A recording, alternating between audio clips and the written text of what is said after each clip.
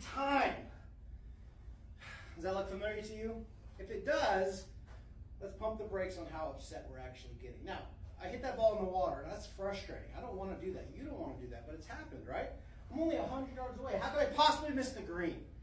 Right? How many times have you said that to yourself? How many times have you heard your buddy say that? I want to tell you something that might make it easier to not be so upset, which will then allow you to not carry that anger going forward in the round, which I promise you will help lower your scores. So Tiger Woods, you might have heard of him. Did you know from 100 to 110 yards from the fairway, Tiger Woods missed the green 20% of the time. 20%, 1 out of 5 times, the greatest golfer that ever lived missed the green with a small sand wedge in his hand from a perfect lie. So what does that say about what you should be expecting for your golf game? How often do you get to practice? 1 day a week, 2 days a week? Maybe you're a grinder and you're 4 days a week, right?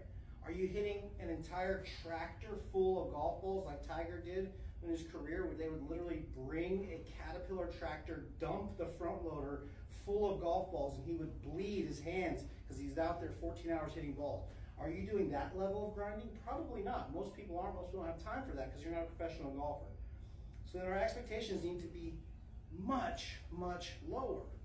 So instead of getting mad that we missed this green, maybe we should figure out how, if we do miss the green, how can we miss it in a way that allows us to not be in the water and not make a double? Well, let's think about it this way. What do we see here? We're going towards this red flag. Well, there's water everywhere. It's pretty intimidating. But what do we see way over here? Huh, interesting. Nothing.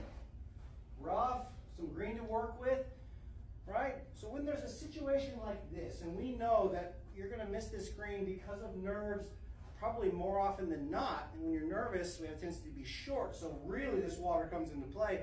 We may be missing this green 6.5 times, 7 times out of 10. So if we know that, we know there's a bigger chance of missing the green than hitting the green, how do we make sure we don't have a double or a triple in this hole? Even though we know we're probably going to miss the green. Course management.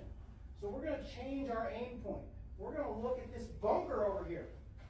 But Brad, it's 50 feet left. I don't care. You're either going to 2-putt or get up and down for par, or worst case scenario, you're probably just going to make a bogey and you're going to move on. We're not attacking that pin. We're not even looking at that pin because we know 6 times out of 10, 7 times out of 10, right? We're missing that green because we're not professional golfers, right? You don't play every day. So let's aim a little bit left. Make sure we actually take half a club more because we don't want to be short. We've got to be in that back fringe and chip it and have a chance to save par, then be in the water. And guess what? Now we got to drop it right here and do the same shot again. Now you're mad and you have to hit it again. So we're going to aim a little left. We're going to try and be a little long. Let's see what happens. Let's see. Left, a little long. I have a long putt, but I'm putting for birdie. And I took away all that pressure and all that stress of worrying about the water. I took it completely out of play. Hopefully this helps you and you use this tip to not get so upset and maybe lower your scores. Have a good day.